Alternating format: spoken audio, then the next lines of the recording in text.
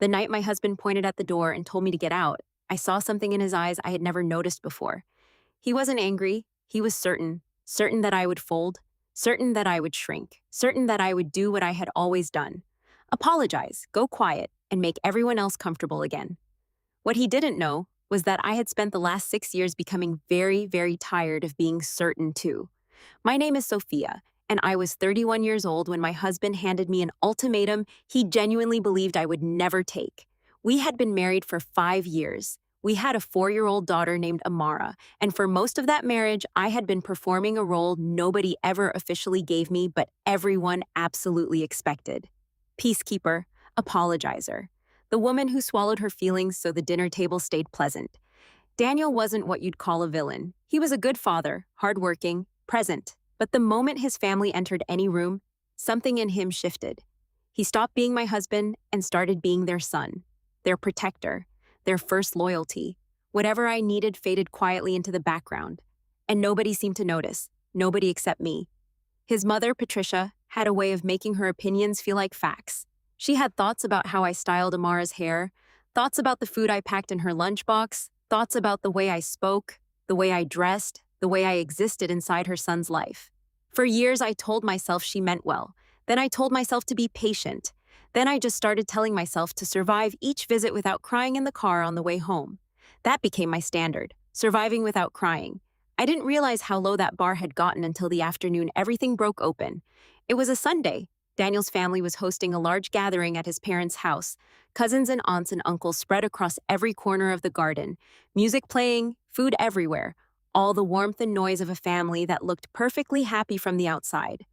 Amara was sitting on my lap eating grapes when Patricia came over and looked at her plate. She frowned the way she always frowned when something about me displeased her.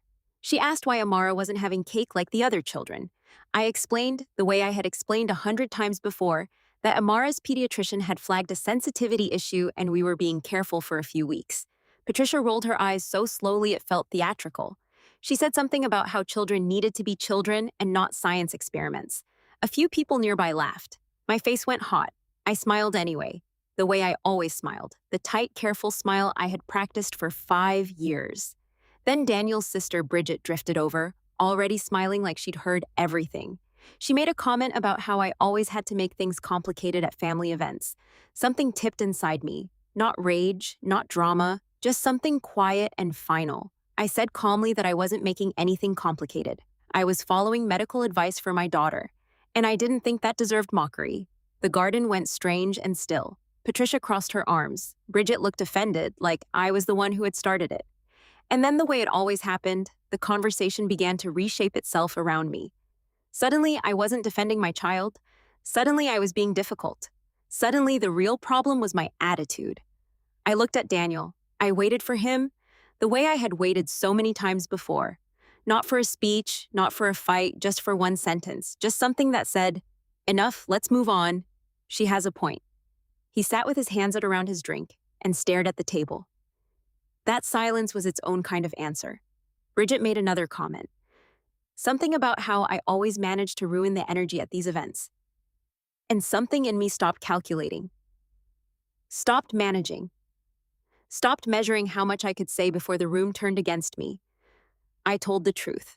Quietly, without shouting, without cruelty. I said I was exhausted. I said years of small comments had accumulated into something very heavy. I said I was tired of being the person everyone practiced their frustrations on. The reaction was instant. Everyone had something to say. Every voice at that table found a direction to point, and every single one pointed at me, including Daniel's. He stood up. His jaw was tight. He said my name the way he said it when he was embarrassed by me. Then he said the words I have replayed in my mind more times than I can count.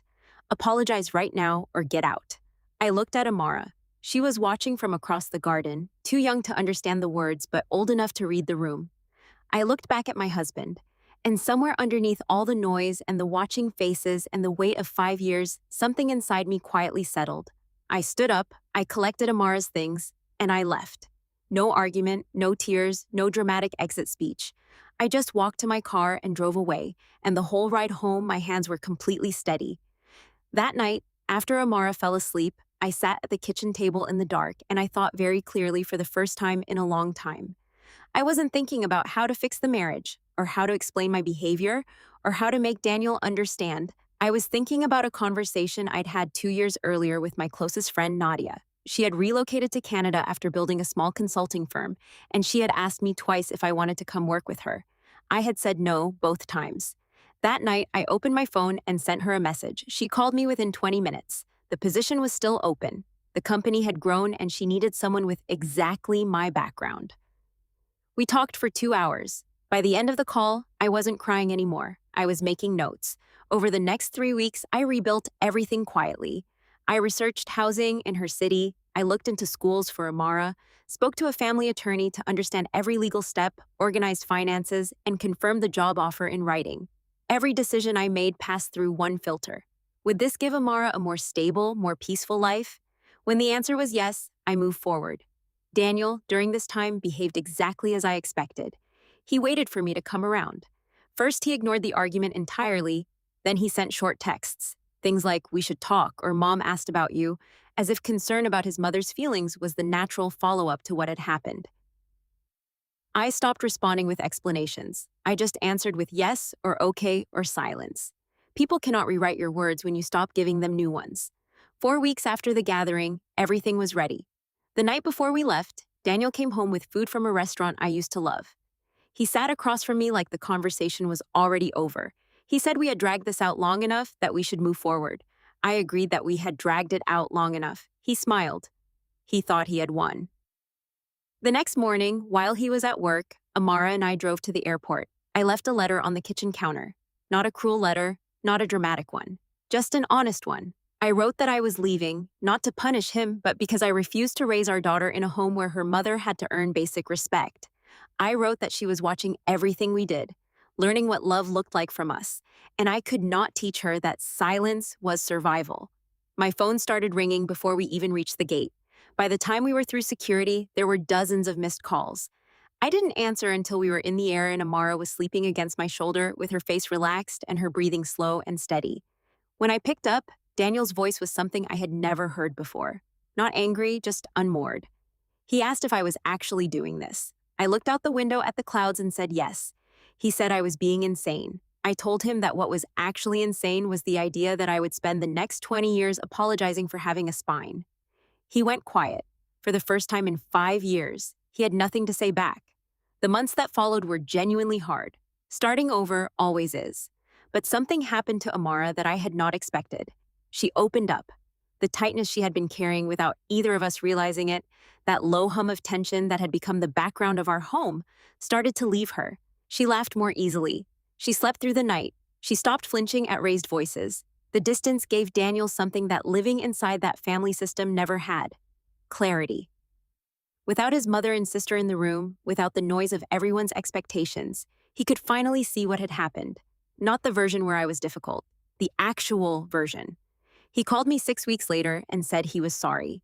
Not about the argument, about all of it, about years of choosing the path of least resistance and letting that path run straight through me. Patricia and Bridget apologized eventually too. It took longer, and it came only after they understood that the usual levers no longer worked. I accepted it for what it was. My relationship with Daniel today is something I never thought we could build. Not because I excused everything, but because for the first time, there were real walls where there used to be none, real consequences, real accountability. I think about that Sunday afternoon sometimes, the garden full of people, the silence after he pointed at the door. What he thought was a punishment turned out to be the most important question anyone had ever asked me, and the answer I gave changed the entire direction of my life. I am 31 years old, my daughter is thriving, I wake up in a city I chose, in a life I built, and nobody in it requires me to apologize for existing inside it. That night at the table, everyone waited for me to surrender. What they never saw coming was that I already had a plan, and I was the only one who knew it.